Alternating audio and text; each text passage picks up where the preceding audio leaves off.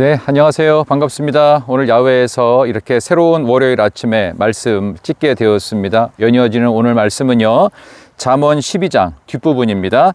잠언 12장 24절에서 28절까지 말씀입니다. 함께 읽으시지요. 부지런한 자의 손은 사람을 다스리게 되어도 게으른 자는 부림을 받느니라. 근심이 사람의 마음에 있으면 그것으로 번뇌하게 되나 선한 말은 그것을 즐겁게 하느니라. 의인은 그 이웃의 인도자가 되나 악인의 소행은 자신을 미혹하느니라. 게으른 자는 그 잡을 것을 사냥하지 아니하나니 사람의 부귀는 부지런한 것이니라. 공의로운 길에 생명이 있나니 그 길에는 사망이 없느니라. 아멘. 오늘 주신 말씀을 가지고 성경 읽으며 부지런히라는 제목으로 하나님의 말씀을 증거하도록 하겠습니다.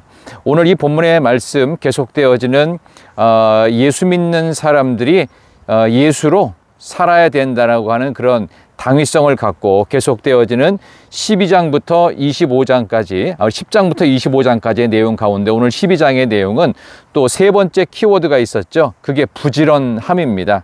근데 그냥 부지런하면 안 돼요. 지혜를 갖고 부지런히. 그랬는데 이 지혜는 바로 하나님 말씀에서 오죠. 그래서 성경 읽으며 부지런히라는 제목으로 말씀을 준비하게 되었습니다. 여러분 24절에 보면요, 부지런한 자의 손은 사람을 다스리게 되는데 게으른 자는 부림을 받느니라. 그래서 사람 다스리는 상관의 위치에 있는 사람은요, 부지런해야 되는 겁니다. 근데 어떤 부지런이냐? 지혜가 있어야 돼요. 무지한 사람이 부지런하면 그거야말로 감당하기가 어렵죠. 상관이 있는데 한번 여러분 질문해 볼 테니까 한번 대답해 보시겠어요? 최악의 상관은 누굴까요? 예를 들면 게으른 사람이 있고요, 부지런한 사람이 있을 수 있어요. 그리고요, 머리가 나쁜 사람이 있고요, 그리고 똑똑한 사람이 있습니다. 자, 그렇다면 최악의 상관은 어떤 사람일까요? 머리가 나쁜데 게으른 사람일까요? 아닙니다. 머리가 나쁜데 게으르면요, 이건 무사한 일입니다. 그냥 먼지만 쌓여요. 아무것도 안 해요. 아무 일도 일어나지 않습니다. 그런데 최악은 누굴까? 머리가 나쁜데요, 게다가 부지런하기까지 해요. 속된 말로 이런 거 있죠. 미쳐도 곱게 미쳐야 되는데 부지런하긴 한데 머리가 너무 나빠요. 밑에 있는 사람을 다 고생시켜요. 왜? 방향이 중요하기 때문입니다. 그럼 제일 좋은 상관은 누굴까요? 머리도 좋으면서, 그래서 지혜가 있으면서 부지런한 사람이 제일 좋게 될 것입니다. 자, 그런 점에서 24절에 부지런한 자의 손은 사람을 다스리는데요, 게으른 자는 부림을 받는다고 되어 있습니다. 그래서 여러분들 부지런함이 있는데 성경을 읽어가면서 부지런하게 오늘도 이번 한 주간도 승리하시기를 소망합니다. 26절을 보시면요, 의인은 그 이웃의 인도자가 되나 악인의 소행은 자신을 미혹하느니라.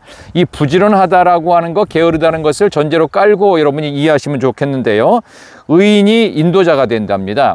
여러분이 잘 아시는 백범 김구 선생님의 책인 백범일지에 보면 이런 말 나오지요. 아마 들어보셨을 것 같은데요, 눈길 함부로 걷지 마라. 오늘 내가 걷는 발자국은 뒷사람의 이정표가 되나니.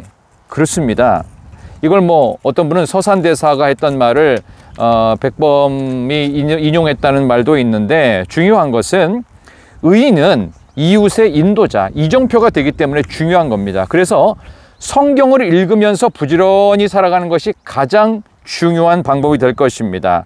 왜 그러냐 하면요, 부지런함보다 방향성이 더 중요한 겁니다. 기도하면서 성경 읽으면서 하나님의 뜻을 물으면서 그렇게 부지런히 사는 것이 가장 좋을 것이다 라는 것입니다. 예수로 인한 부지런함, 성경으로 인한 부지런함이 우리에게 가장 중요한 부분입니다.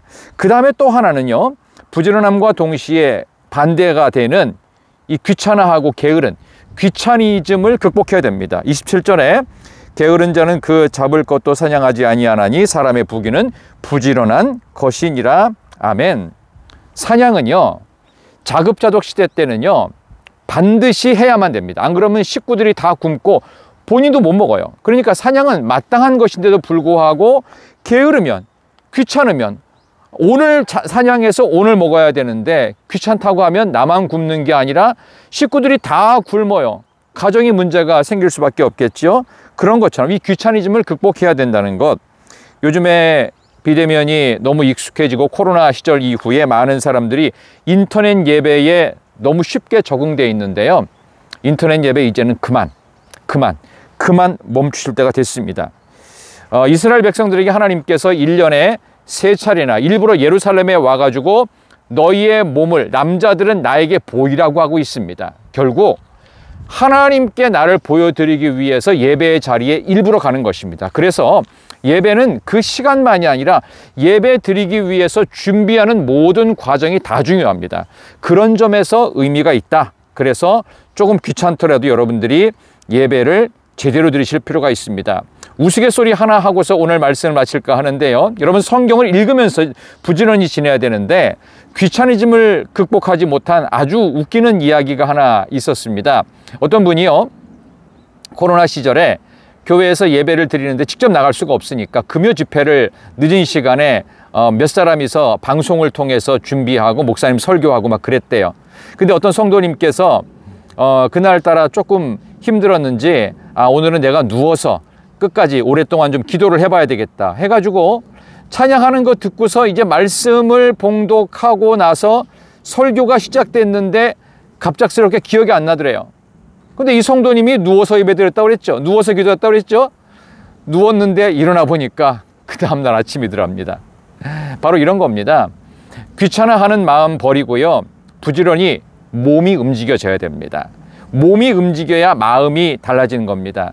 제가 오늘 이렇게 밖에 야외에서 이렇게 영상을 찍게 되는데요.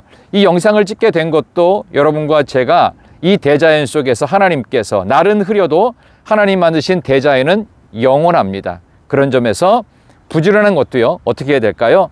지혜 있게 성경을 따라서, 말씀을 따라서, 예수님 따라서 부지런히 살아갈 때 하나님이 주시는 복이 여러분에게 있을 줄로 믿습니다. 한번 주변을 잠깐 한번 찍은 거 보여드릴까요? 이렇게 많은 그 일들이 있는데요. 이 주변에 이렇게 많은 그 나무들도 있고요, 낙엽들도 떨어진 모습들이 보이고 저 멀리 갈대도 보이고 그렇습니다. 여러분과 제가 오늘 이렇게 귀한 시간에 함께 이렇게 말씀을 듣고 또 여러분들이 잠언의 말씀을 통해서 새로워지시기를 소망하며 저는 내일 아침에 잠언 13장의 말씀을 갖고 다시 여러분을 찾아뵙도록 하겠습니다. 기도하겠습니다. 하나님, 우리 사랑하는 성도님들이 참으로 부지런히 이번 한 주간을 살아가기를 원합니다. 그러나 지혜 없는 부지런함이 아니라 성경을 따른, 예수님을 따라서 말씀을 따르는, 성경을 읽어가면서 더욱 부지런히 복되게 살아가는 아름다운 열매가 있는 이번 한 주간으로 출발하는 월요일 되게 하여 주시기를, 월요일에 직장 출근하시는 많은 분들에게도 새 힘 주시고 능력 주시고 이번 한 주간도 몸을 부지런히 움직이면서 하나님의 말씀대로 귀한 간증이 있는 감사한 일이 넘치는 그런 11월 6일 월요일 되게 해주시기를 예수님의 이름으로 축복하며 기도하옵나이다. 아멘. 참으로 귀한 시간들을 여러분들이 하루 시작을 하셨어요. 이번 한 주간도 승리하시기를 소망합니다. 안녕히 계세요. 저는 내일 뵙겠습니다.